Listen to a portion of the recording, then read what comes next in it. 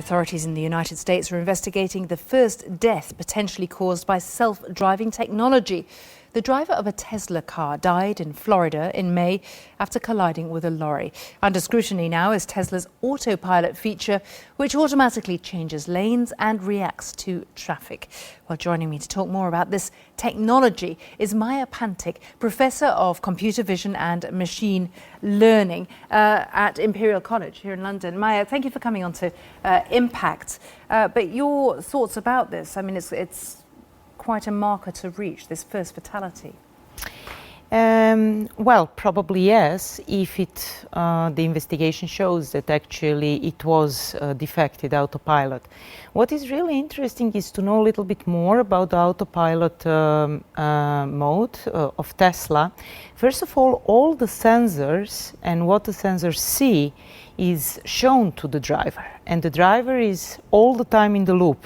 He or she must keep the hands on the wheel, and the only thing which is maybe missing and may cause this accident is that the driver keeps the hands on the wheel and yet doesn't look on this overview of what the sensors actually see. The problem might have been what the sensors weren't seeing, bright sunlight, a white van. That's a possibility. This is actually what Tesla said as an explanation, which is a classical problem with actually all the cameras. It's how fast you can refocus if you come up against a very, very bright light.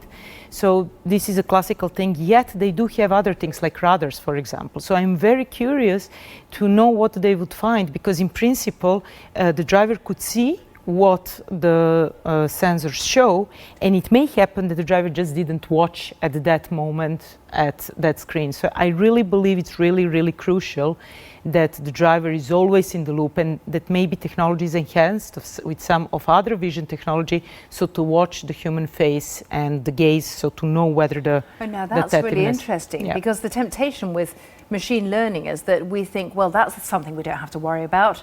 This machine can drive for me. But you're saying maybe, just like there's technology to show if the driver's falling asleep at the wheel. Exactly. There should be technology to show you're not focusing. That's probably why you asked me to come, because that's my narrow expertise. So analysis of facial expressions and faces, gaze direction, and this kind of stuff. How close are we to achieving that? This is not a problem. It's just, there is absolutely not a problem. The technology is actually more or less ready to do that. We have shown that in some of our works. So I don't see that that's a problem. Tesla just didn't probably integrate it yet. We don't work with Tesla directly, so I don't know whether they thought about it. But in any case, I believe it's very important that the driver is in the loop, and that the technology can see that the driver is in the loop, that he or she is attentive. And I suppose it's not just Tesla, because this is becoming a whole new industry, isn't it? Absolutely. And there is, of course, a lot of talks. That was also in Davos, where I was in January for the World Economic Forum. One of the main issues about the autonomous cars is the legislation. Actually, who would be responsible? Is it the car company? Is it the insurance? Who takes the insurance?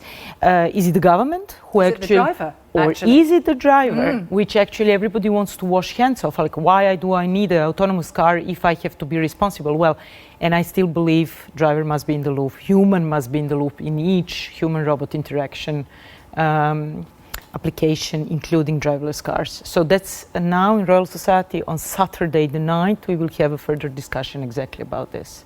It's really fascinating. There's a lot of questions rolled together there. Maja Pantic, thank you very much for coming in.